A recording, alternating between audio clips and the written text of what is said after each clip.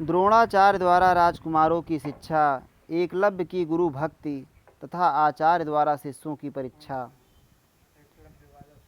वैशंपायन जी कहते हैं, जन्मेजय, तदनंतर मनुष्यों में श्रेष्ठ महातेजस्वी द्रोणाचार्य ने भीष्म जी के द्वारा पूजित हो कौरवों के घर में विश्राम किया। वहाँ उनका बड़ा सम्मान किया गया। गुरु द्रोणाचार्य जब विश्राम कर चुके, तब सामर्थ्यशाली भीष्म जी ने अपने कुरुवंशी पौत्रों को लेकर उन्हें शिष्य रूप में समर्पित किया। साथ ही अत्यंत प्रसन्न होकर भरद्वाज नंदन द्रोण को नाना प्रकार के धन, रत्न और सुंदर सामग्रियों से सुसज्जित तथा धन धान्य से संपन्न भवन प्रदान किया। महाधनुर्धर आचार्य द्रोण ने प्रसन्न चित्त होकर उन धृतराष्ट्र पुत्रों तथा पांडवों को शिष्य रूप में ग्रहण किया। उन सबको ग्रहण कर लेने पर एक दिन एकांत में जब द्रोणाचार्य पूर्ण विश्वास युक्त मन से अकेले बैठे थे, तब उन्होंने अपने पास बैठे हुए सब शिष्यों से यह बात कही।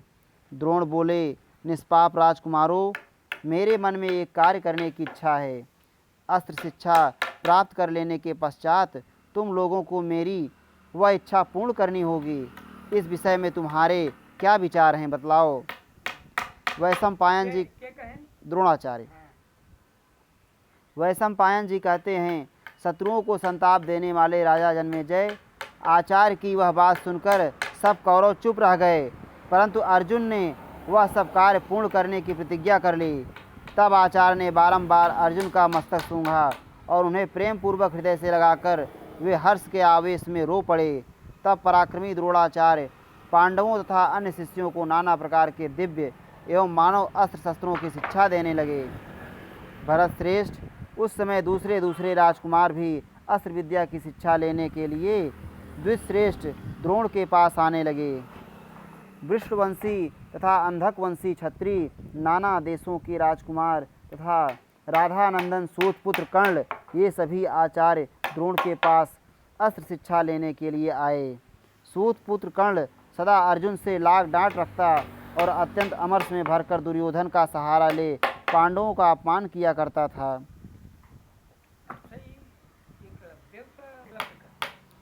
पांडुनंदन अर्जुन सदा अभ्यास में लगे रहने से धनुर्वेद की जिज्ञासा, शिक्षा, बाहुबल और उद्योग की दृष्टि से उन सभी शिष्यों में श्रेष्ठ एवं आचार्य द्रोण की समानता करने योग्य हो गए।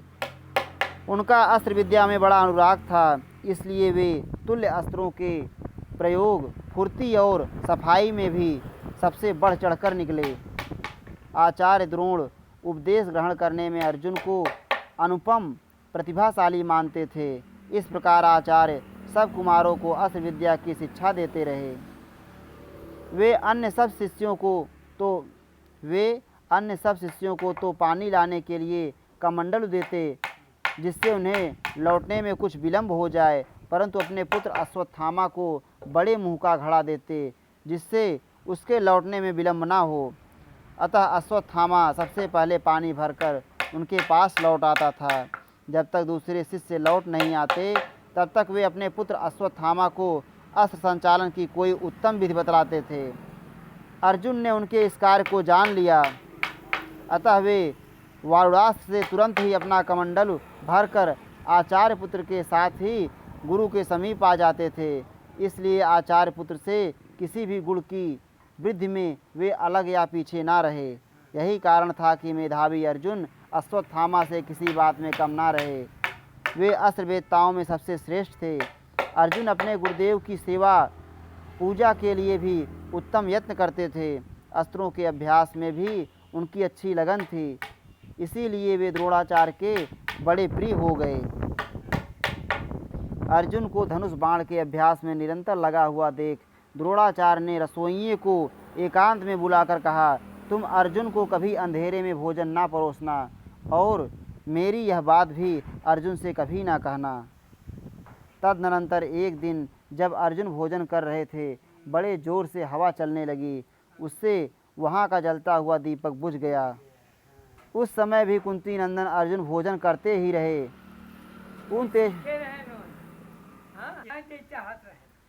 उस समय भी कुंती नंदन अर्जुन भोजन करते ही रहे। उन तेजस्वी अर्जुन का हाथ अभ्यासवश अंधेरे में भी मुख से अन्यत्र नहीं जाता था।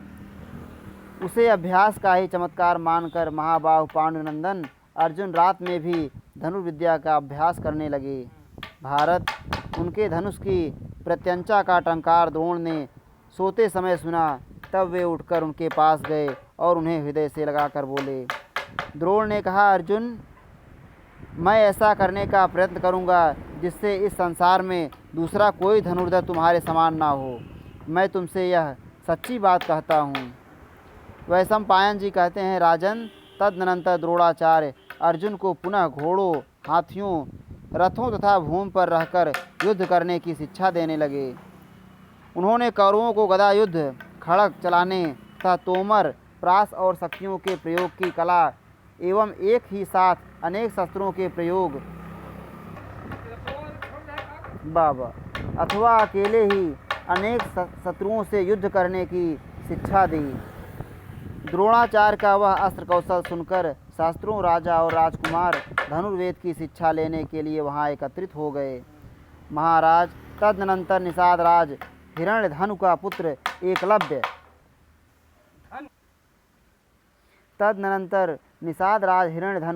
एकलव्य द्रोण के पास आया, परंतु उसे निषाद पुत्र समझकर धर्मज्ञ आचार्य ने धनुर्विद्या विषयक शिष्य नहीं बनाया। कौरवों की ओर दृष्टि रखकर ही उन्होंने ऐसा किया। शत्रुओं को संताप देने वाले एकलव्य ने द्रोणाचार्य के चरणों में मस्तक रखकर प्रणाम किया और वन में लौटकर उनकी मिट्टी की मूर्ति बनाई तथा उसी में आचार्य की परमोच्च भावना रखकर उसने धनुर्विद्या का अभ्यास प्रारंभ किया। वह बड़े नियम के साथ रहता था। आचार्य में उत्तम श्रद्धा रखकर उत्तम और भारी अभ्यास के बल से उसने बाणों के छोड़ने, लौटाने और संधान करने में बड़ी अच्छी फुर्ती प्राप्त कर ली। शत्रुओं का दमन करने वाले जन्मेजय, तदनंतर एक दिन समस्त कौरव और पांडव आचार्य द्रोण की अनुमति से रथों पर बैठकर हिंसक पशुओं का शिकार खेलने के लिए निकले। इस कार्य के लिए आवश्यक सामग्री लेकर कोई मनुष्य स्वेच्छा अनुसार अकेला ही उन पांडवों के पीछे पीछे चला। उसने साथ में एक कुत्ता भी ले रखा था। वे सब अपना अपना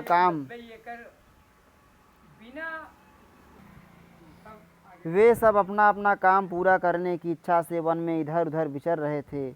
उनका वह मूढ़ कुत्ता वन में घूमता घामता निषाद पुत्र एकलव्य के पास जा पहुंचा। एकलव्य के शरीर का रंग काला था, उसके अंगों में मैल जम गया था और उसने काला मृगचर्म एवं जटा धारण कर रखी थी। निषाद पुत्र को इस रूप में देखकर वह कुत्ता भौं भौं करके भूंकता हुआ उसके पास खड़ा हो गया। यह देख भील ने अपने अस्त्र लाघव का परिचय देते हुए उस भूखने वाले कुत्ते के मुंह में मानो एक साथ 7 बाण मारे। उसका मुख बाणों से भर गया और वह उसी अवस्था में पांडवों के पास आया। उसे देखकर पांडव वीर बड़े विस्मय में पड़े।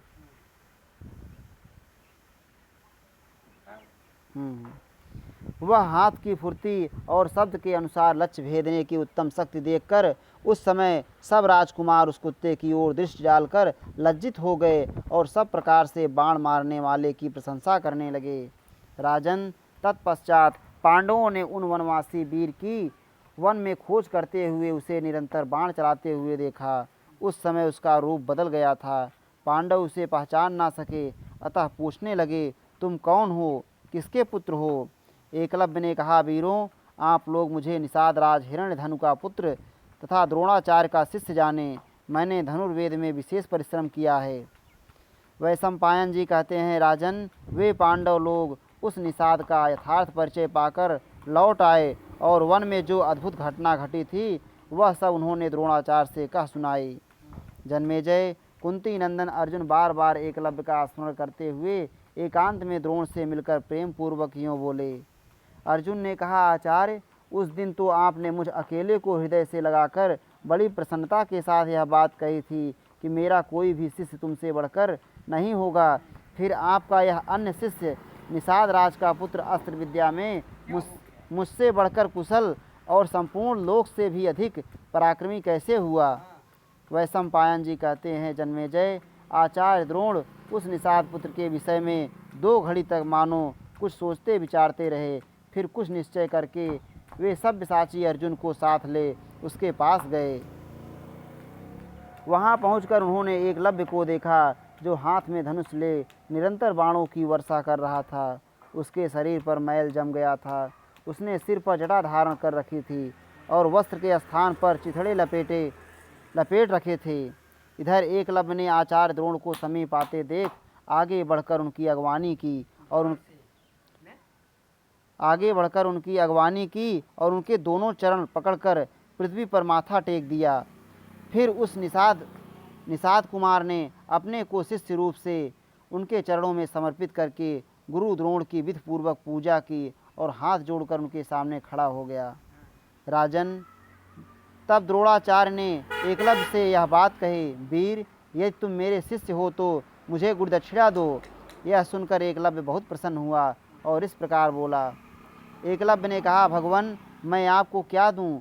स्वयं गुरुदेव ही मुझे इसके लिए आज्ञा दें। ब्रह्मवेत्ताओं में श्रेष्ठ आचार्य, मेरे पास कोई ऐसी वस्तु नहीं जो गुरु के लिए अदेय हो। वैशंपायन जी कहते हैं, जन्मेजय, तब द्रोणाचार्य ने उससे कहा, तुम मुझे दाहिने हाथ का अंगूठा दे दो।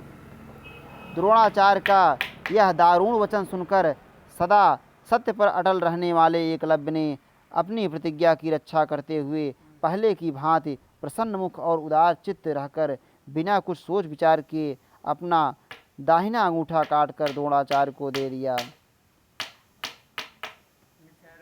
द्रोणाचार्य निषाद नंदन एकलव्य को सत्य प्रतिज्ञ देखकर बहुत प्रसन्न हुए। उन्होंने संकेत से उसे यह बता दिया कि तर्जनी और मध्यमा के संयोग से बाण पकड़कर किस प्रकार धनुष की डोरी खींचनी चाहिए। तब से वह निषाद कुमार अपनी अंगुलियों द्वारा ही बाणों का संधान करने लगा। राजन, उस अवस्था में वह उतनी शीघ्रता से बाण नहीं चला पाता था जैसे पहले चलाया करता था। इस घटना से अर्जुन के मन में बड़ी प्रसन्नता हुई। उनकी भारी चिंता दूर हो गई। द्रोणाचार्य का भी वह कथन सत्य हो गया कि अर्जुन को दूसरा कोई पराजित नहीं कर सकता। उस समय द्रोण के दो शिष्य गदा युद्ध में सुयोग्य निकले, दुर्योधन और भीमसेन। ये दोनों सदा एक दूसरे के प्रति मन में क्रोध स्पर्धा से भरे रहते थे। अश्वत्थामा धनुर्वेद के रहस्यों की जानकारी में सबसे बढ़ चढ़कर हुआ। नकुल और सहदेव दोनों भाई तलवार की मूठ पकड़कर युद्ध करने में अत्यंत कुशल हुए। वे इस कला में अन्य सब पुरुषों से बढ़ चढ़कर थे। युधिष्ठिर रथ पर बैठकर युद्ध करने में श्रेष्ठ थे, परंतु अर्जुन सब प्रकार की युद्ध कलाओं में सबसे बढ़कर थे।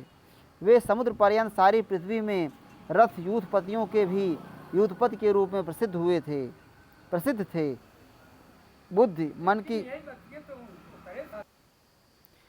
बुद्धि, मन की एकाग्रता, बल और उत्साह के कारण वे संपूर्ण अस्त्र विद्याओं में प्रवीण हुए। अस्त्रों के अभ्यास तथा गुरु के प्रति अनुराग में भी अर्जुन का स्थान सबसे ऊंचा था। यद्यपि सबको समान रूप से अस्त्र विद्या का उपदेश प्राप्त होता था, तो भी पराक्रमी अर्जुन अपनी विशिष्ट प्रतिभा के कारण अकेले ही समस्त कुमारों में अतिरथी हुए। धृतराष्ट्र के पुत्र बड़े दुरात्मा थे। वे भीमसेन को बल में अधिक और अर्जुन को अस्त्र विद्या में प्रवीण देखकर परस्पर सहन नहीं कर पाते थे। जब संपूर्ण धनुर्विद्या तथा अस्त्र संचालन की कला में वे सभी कुमार सुशिक्षित हो गए, तब नरश्रेष्ठ द्रोण ने उन सबको एकत्र करके उनके अस्त्र ज्ञान की परीक्षा लेने का विचार किया।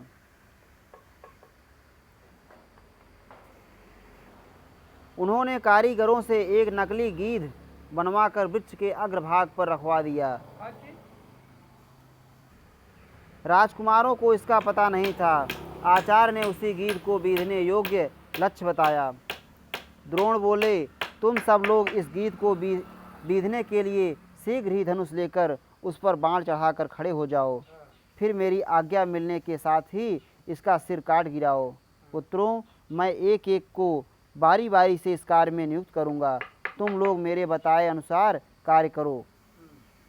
वैशंपायन जी कहते हैं, जन्मेजय, तदनंतर अंगिरा गोत्र वाले ब्राह्मणों में सर्वश्रेष्ठ आचार्य द्रोण ने सबसे पहले युधिष्ठिर से कहा, दुर्धर्ष वीर, तुम धनुष पर बाण चढ़ाओ और मेरी आज्ञा मिलते ही उसे छोड़ दो। तब शत्रुओं को संताप देने वाले युधिष्ठिर गुरु की आज्ञा से प्रेरित हो सबसे पहले धनुष लेकर गीत को बीधने के लिए लक्ष्य बनाकर खड़े हो गए। भरत श्रेष्ठ तब धनुष तान कर खड़े हुए। कुरुनंदन युधिष्ठिर से 2 घड़ी बाद आचार्य द्रोण ने इस प्रकार कहा, राजकुमार, वृक्ष की शिखा पर बैठे हुए इस गीत को देखो। तब युधिष्ठिर ने आचार्य को उत्तर दिया, भगवान, मैं देख रहा हूँ। मानो 2 घड़ी और बिताकर द्रोणाचार्य फिर उनसे बोले। द्रोण ने कहा, क्या तुम इस वृक्ष को, मुझको अथवा अपने भाइयों को भी देखते हो? यह सुनकर कुंती नंदन युधिष्ठिर उनसे इस प्रकार बोले, हाँ, मैं इस वृक्ष को, आपको, अपने भाइयों को तथा गीत को भी बारंबार देख रहा हूँ। हाँ, यही गलती हुई। लेकिन जब अर्जुन से पूछा तो अर्जुन ने कहा। उनका उत्तर सुनकर द्रोणाचार्य मन ही मन अप्रसन्न से हो गए और उन्हें झिड़कते हुए बोले, हट जाओ यहाँ से, तुम इस लक्ष्य को नहीं बीत सकते। तदनंतर महायशस्वी आचार्य ने उसी क्रम से दुर्योधन आदि धृतराष्ट्र पुत्रों को भी उनकी परीक्षा लेने के लिए बुलाया और उन सबसे उपर्युक्त बातें पूछी। उन्होंने भीम आदि अन्य शिष्यों तथा दूसरे देश के राजाओं से भी जो वहाँ शिक्षा पा रहे थे वैसा ही प्रश्न किया। प्रश्न के उत्तर में सभी ने युधिष्ठिर की भांति कहा, हम सब कुछ देख रहे हैं। यह सुनकर आचार्य ने उन सबको झिड़क कर हटा दिया। इस श्री महाभारते आदि पर्वणि संभव पर्वणि द्रोण शिष्य परीक्षायामे 1 अधिक शततमो अध्याय। इस प्रकार श्री महाभारत आदि पर्व के अंतर्गत संभव पर्व में आचार्य द्रोण के द्वारा शिष्यों की परीक्षा से संबंध रखने वाला 131वां अध्याय पूरा हुआ। ये कह रहा कि मतलब श्री राधा वल्लभ लाल की जय।